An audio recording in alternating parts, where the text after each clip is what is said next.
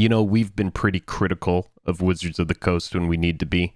Magic the Gathering 30th Anniversary Edition was an absolute disaster of a product, how they handled it, all because of a price point. But after reading the OGL 1.1 open game license modification that will likely go into effect or be amended based on community outrage, seems like Hasbro is the evil mastermind behind these pinky on the brain type decisions. Well, let's get into it.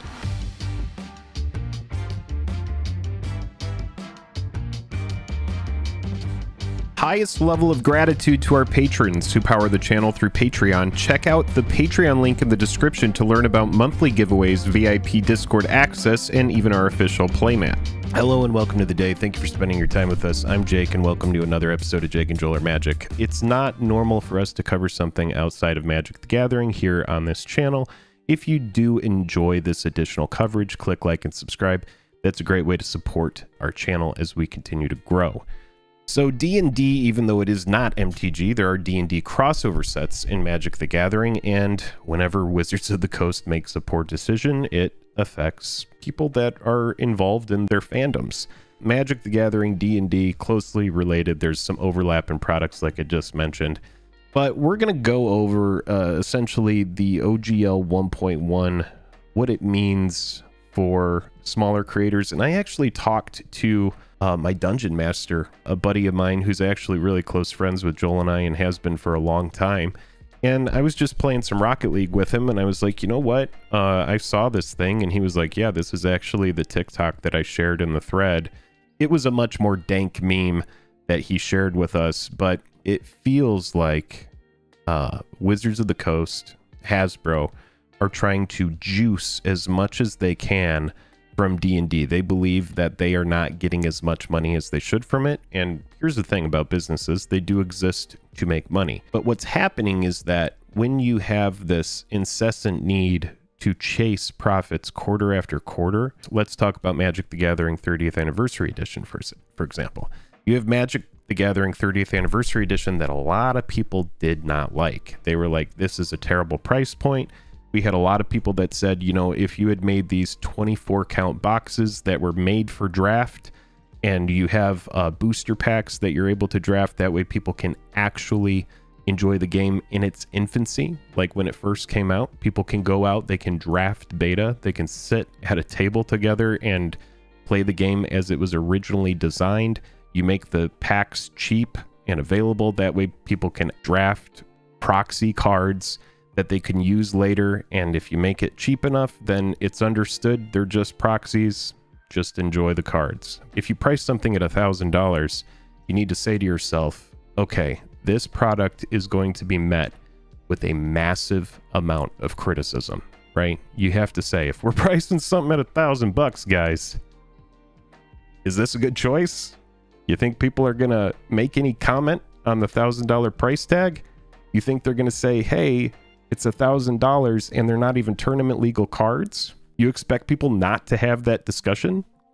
Just saying. So yeah, we're going to talk about the OGL and then the OGL 1.1 just briefly. You can go and you can read about this stuff, and there are D&D creators that have made a ton of great videos about this exact thing. But what I am going to offer is a little bit of my perspective on this. I spoke to my dungeon master about this, and it's not only big creators that are going to be affected, it's actually going to be small creators. So let's go in. We're going to talk briefly about the OGL. You can find all of the information in the description of the video. I'm going to go over this briefly. Before understanding the impact of the OGL 1.1, we must first uncover some history. Created in 2000, the original OGL provided a space in which creators could develop their own content inspired by the world WotC has created. So think of stuff like Pathfinder, that kind of thing.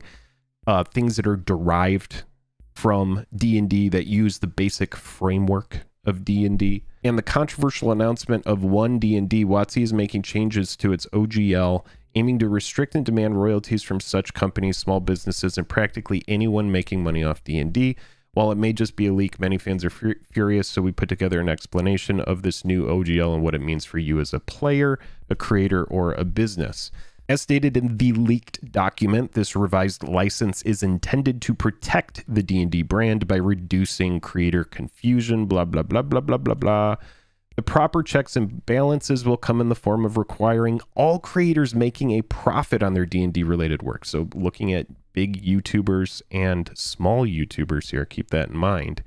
Be that $1,000 or $50,000 to log their profits, product, and obtain a creator product badge for their work, as stated on D&D Beyond. This is why you have some D&D players that are like, and D&D creators that are like, well, we're moving away from D&D. We're just going to do something else. We're going to use something else. This includes anyone making D&D content through Kickstarter, social media, when making money through ads, books, book creations, adventure modules, and homebrew content being sold. So even though people are playing D&D, and even though all of these creators have brought, I mean, they have a movie coming out and they're doing this. It's like in anticipation when we go back to the Cox interview, and he was saying he's bullish on D&D. Like, to me, Dungeons and Dragons is the real poster child for Blueprint 2.0, our overall corporate engagement story, which is doubling down on play, supercharging play with great storytelling and entertainment, and focusing on a category that we're an early leader in, the best innovator in, and have every right to win and grow our profitability and grow our return to shareholders. So consider me long on D&D. They have a movie coming out. It seems really calculated that they're like, well, we're going to get a big push in D&D from this. Those earning over $750,000 a year will be required to share some of that success, just some of it. You know, up to 20 to 25% of qualifying revenue they make in excess of $750,000. However, if you're earning under that, then there will be no need to pay. But make sure you stick around, because this is where, when I was talking to my dungeon master, where this really matters a lot. I'll read this one more time. Those earning over $750,000 a year will be required to share some of that success with WotC by paying a royalty of 20 to 25% of the qualifying revenue they make in excess of $750,000. However, if you're earning under that, then there will be no need to pay, although as stated in the leak, logging your content will grant WotC a non-exclusive, perpetual, irrevocable, worldwide sub-license, royalty-free license to use that content for any purpose. All right, so this is where I should talk about where my dungeon master and I had a conversation. We were just playing some video games, and I brought this up to him, and I was like, so how will this affect Critical Role, for example, something like that? And he said, well, for Critical Role, because they do all of it through D&D Beyond, he was saying that most likely they will be unaffected. He was saying that most likely at that level, when you're that big, they probably have some sort of agreement as well. Matt Mercer is known for having contacts there as well. He has created content for D&D. So how will it affect small creators? Well, I'm in a campaign right now, and if we were streaming that campaign, I'm in essentially a homebrew campaign that's built around the framework of D&D. My game master designed the entire campaign. He has changed the names of items so that they fit the lore of his world, and some of the items that he has created that don't exist, if we were, for instance, streaming it, and an item was really cool, say it's like the never-ending deck box, and it's like a bag of holding, and you can put everything you want into the deck box, but it has some properties that are unlike the bag of holding, and it makes them a little bit different. It makes it a little bit of a different item. Wizards of the Coast could say, well, the deck box item that was created in the campaign is such a cool item that we want to take that and we want to put it into our game, and we're going to make it canon.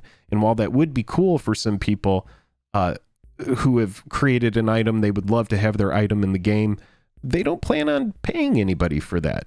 It's just like, boom, it's all right here. Non-exclusive, perpetual, irrevocable, worldwide, sub-licensed, royalty-free license to use that content for any purpose. Wizards of the Coast here is essentially saying, or Hasbro is essentially saying, thank you for bringing all of the exposure to the game. We've really enjoyed that over the past X amount of years, and now we would like to have that. Thank you for making it for us, and thank you for all of the people that you've brought here, and now pay us. Is essentially what they're saying. They're like, yeah, you can make content. Say you're a Magic the Gathering creator and you have a really successful series. In my opinion, and correct me if I'm wrong in the comments, but this is like if Command Zone were to be charged. If Wizards of the Coast out of nowhere was like, you know, Command Zone, you make a ton of money off of people just simply playing our game. We're gonna just charge you.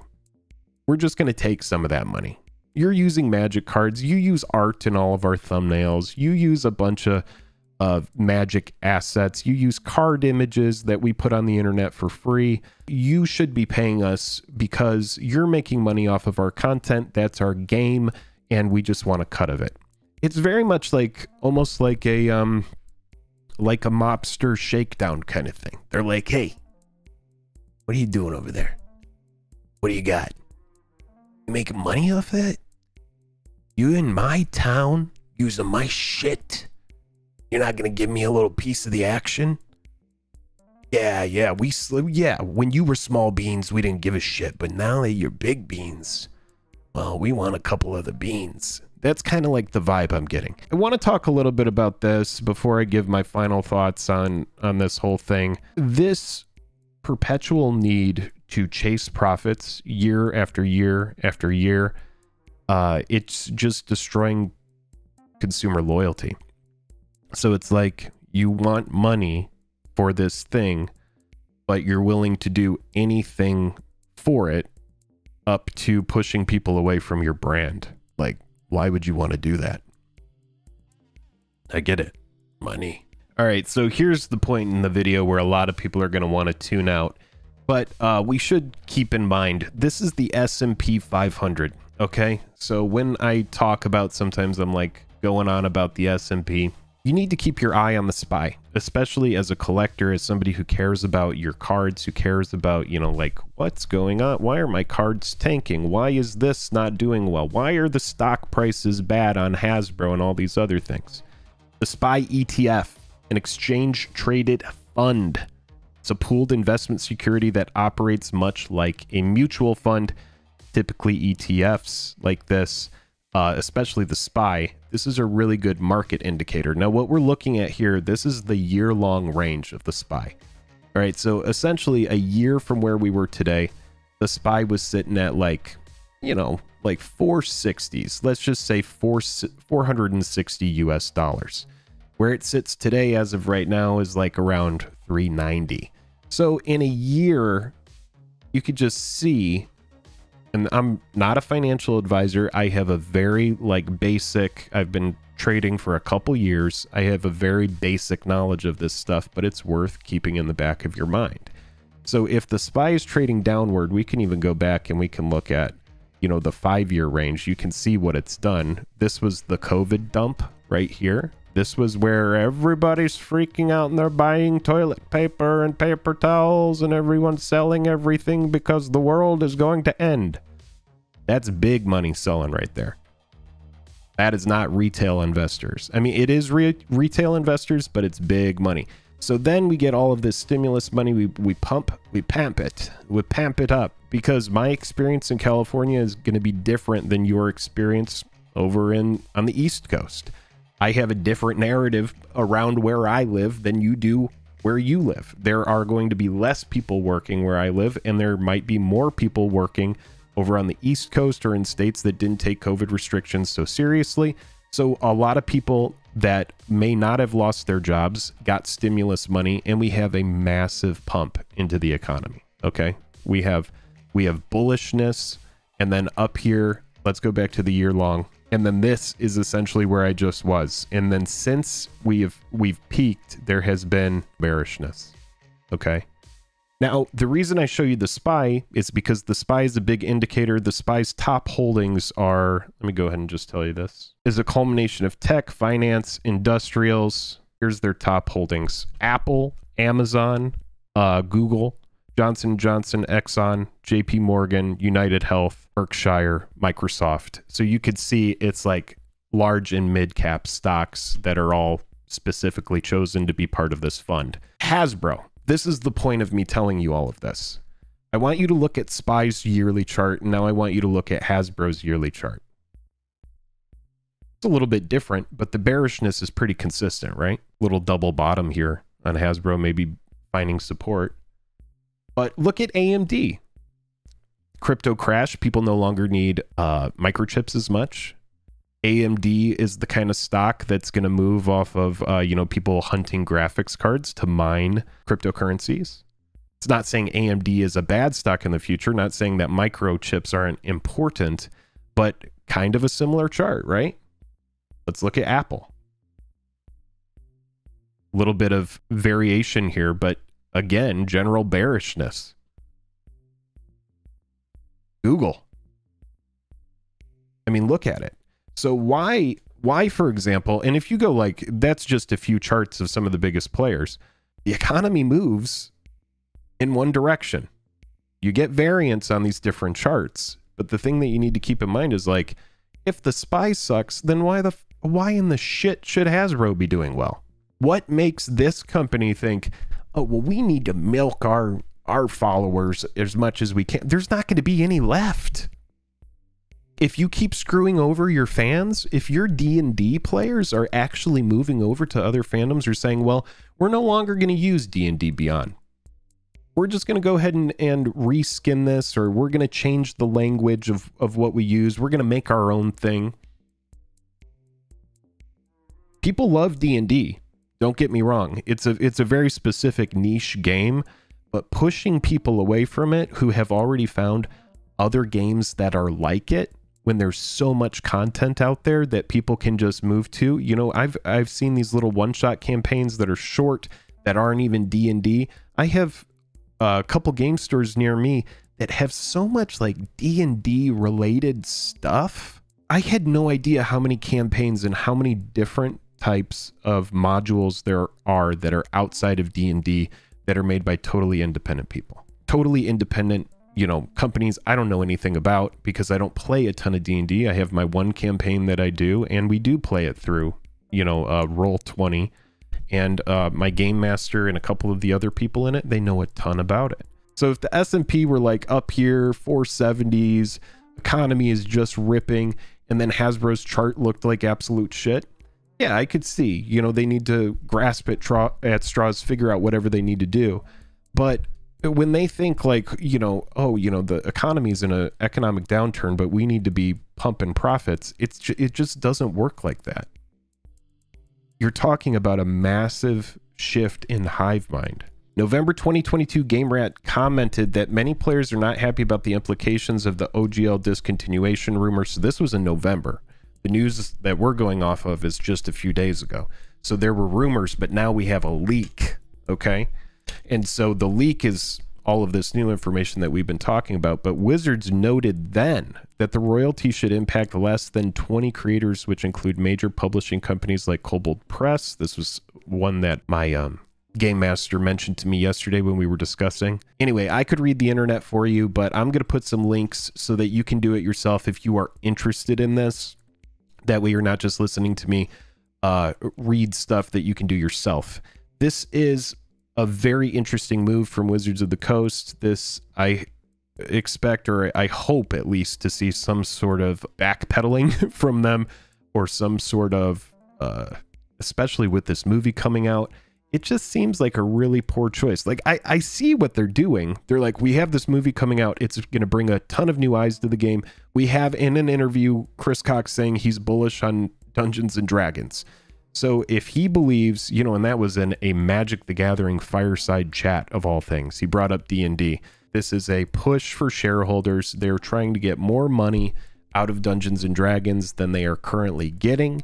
They see hugely popular campaigns going on YouTube. I'm sure that they do. And they're wondering, how do we get even a fraction of this?